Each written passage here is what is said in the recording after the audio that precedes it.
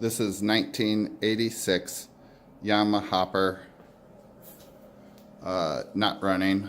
First thing you're going to do is take the airbox off. First spot is a 10mm bolt right here. Once that bolt's out, we'll go to the other side. And it has just a little spring portion right here.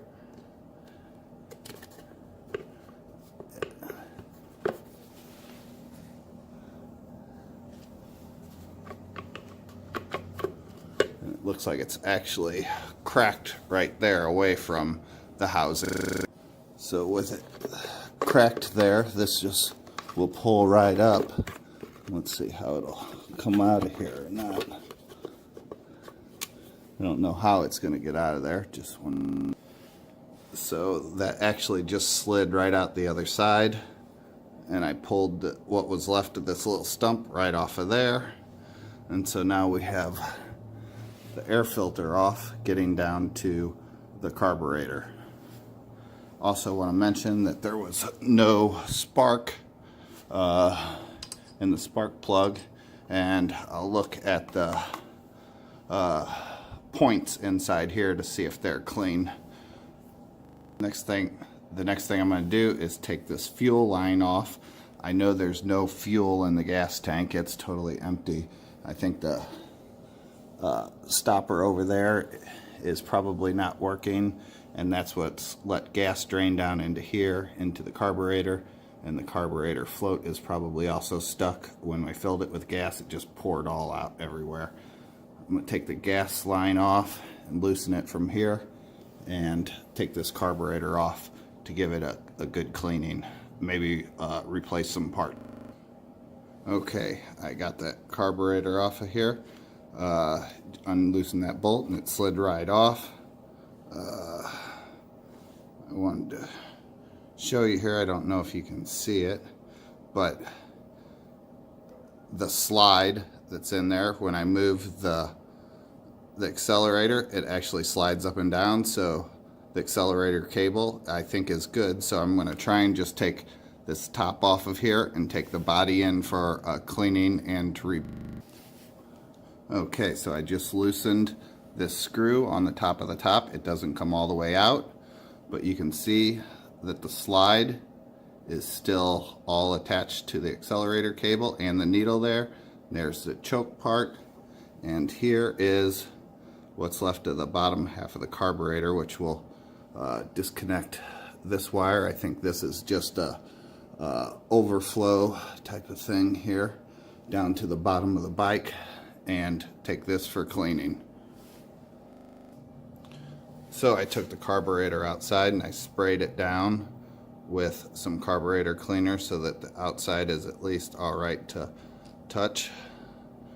Next thing I'll do is take it inside and unscrew these 4 bolts, take the bottom half off and check the float and the pins and the jets and clean those all up. And I'll probably get one of those kits and replace all those parts. Been watching a few videos on those.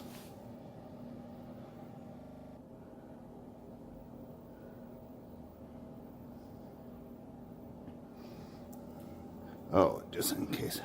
This is coming out, this cable here that we took off of the carburetor, it goes to back here to this box, which is the oil pump to automatic mix oil with the gas. And if I can see, this wire goes up into the, combines with the choke wire back up here in this unit. Also, with that out of the way, we'll be able to see a little better where to drain that oil out and disconnect this gas can for cleaning. Okay, the gas line's off the carburetor. Now I'm going to get the gas line off the petcock, and also the oil line off of the tank here, so that we can take the tank off. And that oil line goes again down to this mixing unit here. Okay, since the last video, I undid that plug right there, that hose off of that, and that was the oil that mixes into the gas, and this is the hose right there, and drain that oil out. I also came over here and I took the fuel line off of the fuel petcock there, and I hooked up this temporary line, and that was for cleaning the fuel tank. And so up here in the fuel tank, when we first looked in here, this can't see in there very well at all, but it was filled with rust. Not rusted through, but you could see it was completely rusted. What I used is just regular old apple cider vinegar, and they said that the apple cider worked best. I filled that up, let it sit 24 hours, and drained it through this hose.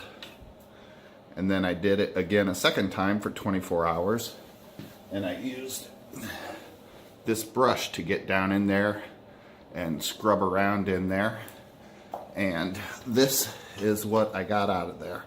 You can see all that rust inside the bowl quite a bit.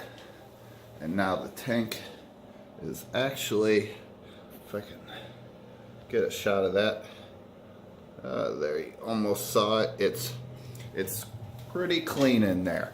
And so what I'm going to do next is fill this up and rinse it out a couple times with some isopropyl alcohol so that it gets any moisture out of there, because that'll not only drain and get the rest of the junk out, but it will also evaporate, leaving no water.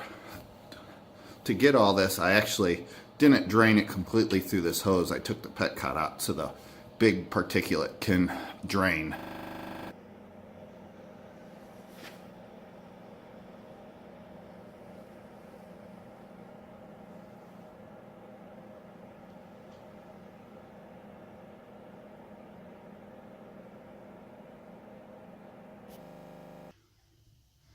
Okay, the next thing I'm going to do is take the cover to this oil mixing motor off and see what that looks like in there. And to do that, there is a screw right there that I took out.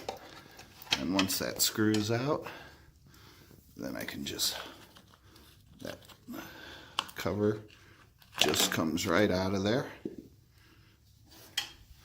And the first thing that I want to see is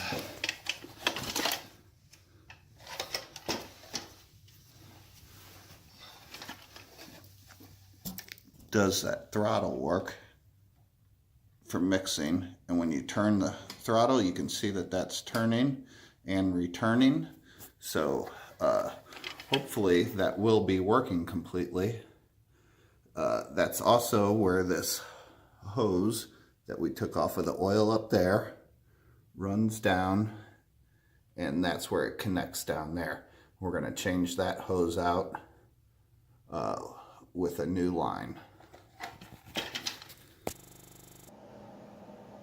So there's a new clear tubing hooked up right down there, and it goes into the oil portion at the back side of the gas tank there.